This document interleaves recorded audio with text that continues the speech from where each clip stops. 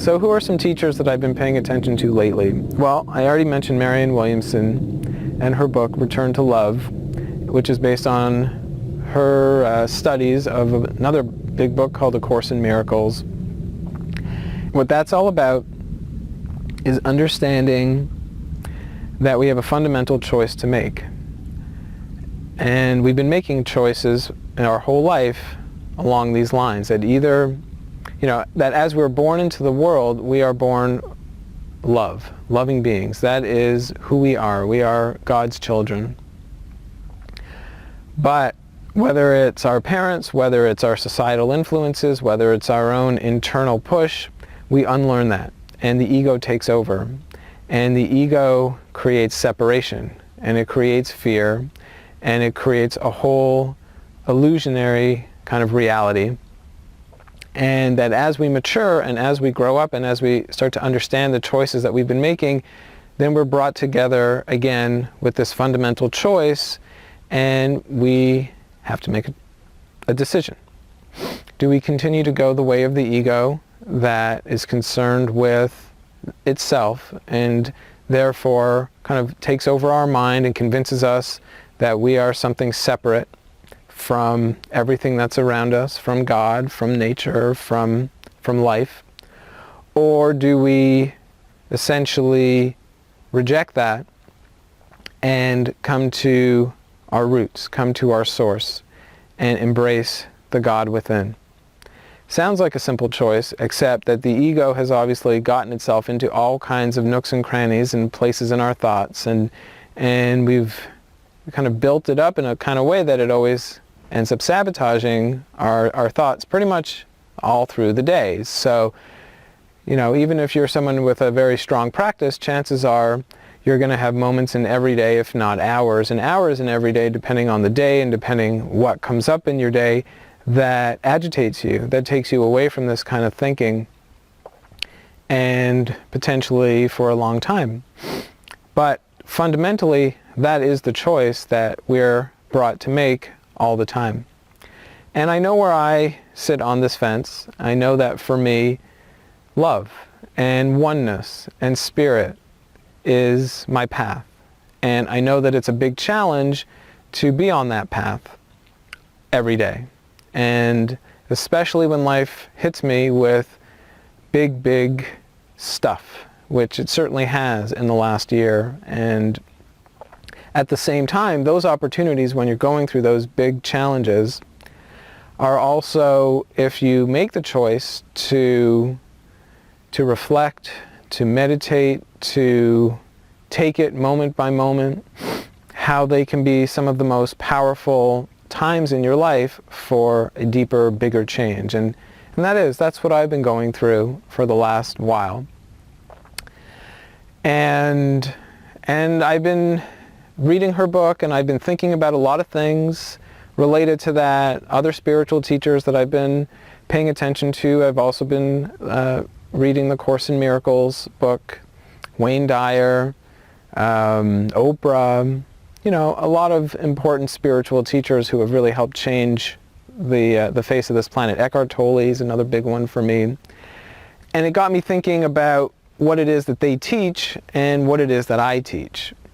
Fundamentally, what I do at my core is I am a Thai massage teacher.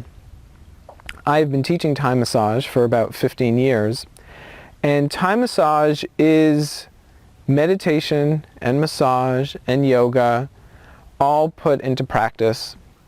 And it's put into practice as a way to express and share and cultivate and bring love into the world, into myself as an individual, as well as to share it with another person and to share it with our planet.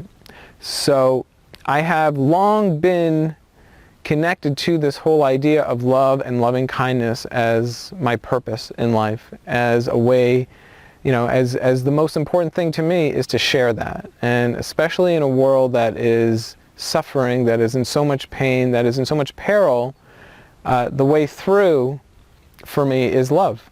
And to operate from a higher place is how we will evolve as a planet. And that is certainly not new teaching. That is very old teaching, and then brought into the modern world through some of the teachers that I mentioned before and many, many others. And I am totally connected with that idea. But I guess I've been frustrated a little bit because I see the value of what this massage really brings to me, brings to the thousands of students that I've taught. And when I say thousands, sure, it's nice to throw out a number that says I've taught thousands of people, but I also think about specific people and the way their life has been changed in unexpected ways as a result of this massage. And almost everybody who comes into a Thai massage class, if you didn't know what it was, would have no idea that it can have such an effect on you. Because we are generally caught up with the idea of massage and what does it mean to massage and how do we give a massage, and this is going to be an interesting technique that's going to help me to know how to massage someone better. And of course this is all very true. But at the same time, it's how Thai massage works on yourself that is possibly its most delicious, amazing aspects to it. And it's getting lost. People don't understand that well enough.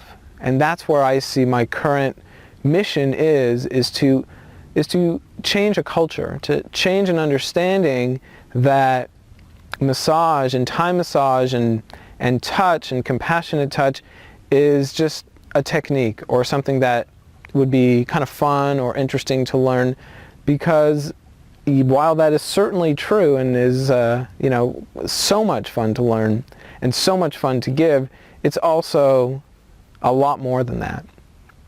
And it really hits home as I listen to all these teachers share this fundamental message about embracing love and letting go of fear and letting go of ego.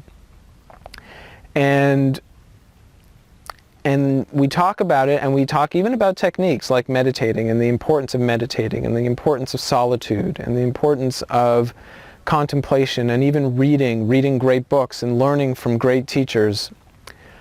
And there is such incredible value in that, and I am in no way putting it down, but rather there is to me also something missing from how we really shift and how we can help bring that shift into ourselves if we still haven't shifted into this knowledge, into what it means to live more from a place of love. But then also, once you've shifted, it doesn't mean that all of a sudden your ego goes away unless you are enlightened.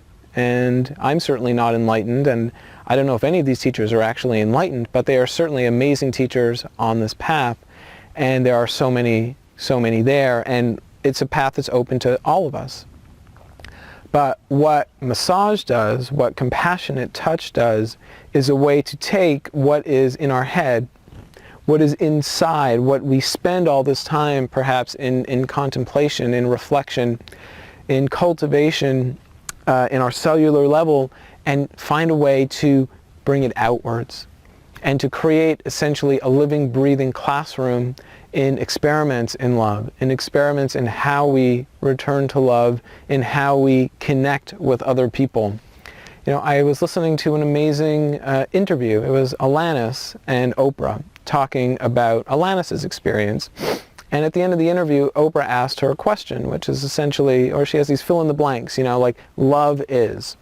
So for Alanis, she said very simply, love is best expressed as an action, a verb. Putting it into motion is how we can experience love better than anything else. And I couldn't agree more. And when I think of what Thai massage, what it is that compassionate touch has to offer, it is a direct connection into that mode of expression, to take the things that we live and think about inside and bring it out into the world. And when we bring it out into the world, then there's a whole other level of vibration, of consciousness, of accomplishment to all these thoughts and all these thinkings, and also in the process of helping us to to free ourselves from what Marianne Williamson, termed our deepest fear.